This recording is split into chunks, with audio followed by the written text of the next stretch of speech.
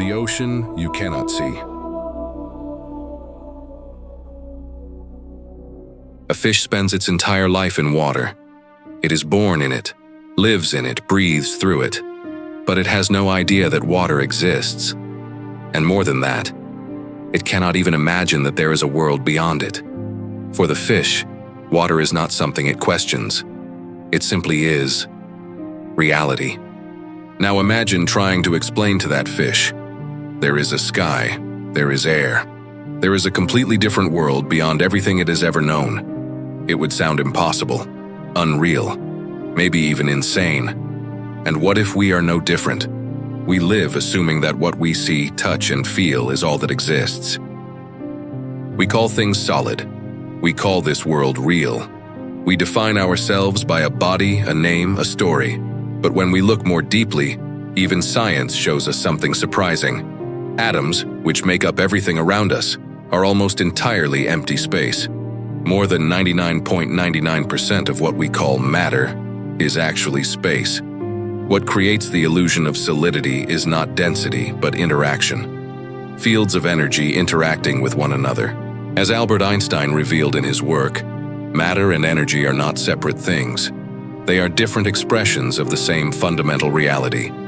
So the question begins to arise, are we truly solid beings, or are we patterns of energy, appearing solid to our senses? There are different ways to interpret this reality. Some believe this is all that exists, that consciousness is created by the brain, and when the body ends, everything ends. Others explore the idea that we may be inside a simulation, that the body is just an interface, and what we are exists beyond it.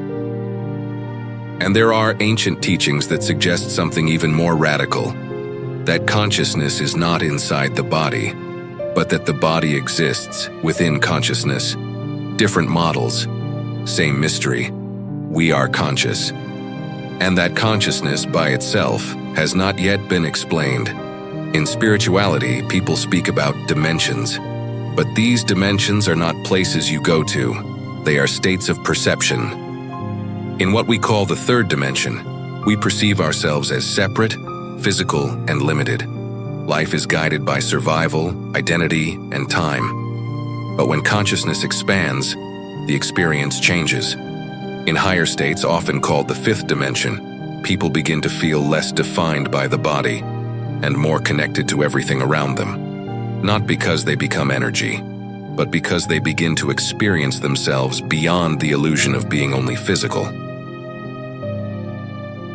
There is a simple story.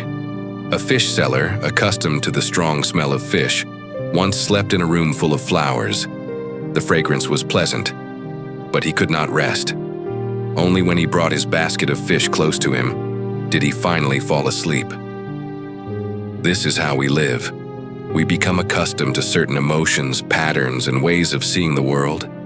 Even stress can feel normal. Even limitation can feel safe. And when we encounter peace, expansion, or a deeper sense of connection, it can feel uncomfortable. Not because it is wrong, but because it is new. True transformation does not happen outside. It happens within. Through awareness and repetition, we can change what feels normal. Science calls this neuroplasticity. Spirituality calls it awakening, but both point to the same truth. When your internal state changes, your perception changes. And when your perception changes, your reality begins to reorganize itself. So maybe the question is not, is there a world beyond this one? Maybe the real question is, are we capable of perceiving it? Because just like the fish, perhaps we are already surrounded by something much greater, and we simply have not recognized it yet. And if that is true, then change is not about escaping reality. It is about seeing it differently. Because what we call higher dimensions may not be somewhere else. They may simply be a new way of experiencing what is already here. And the moment you begin to see differently, you begin to become something different. Not a body searching for answers, but consciousness itself, discovering itself. So I ask you, if everything you call real is only what you have learned to perceive, what else might be here right now, that you simply are not yet seeing. And more importantly, who are you? You were taught to believe. If this message touched you, share it.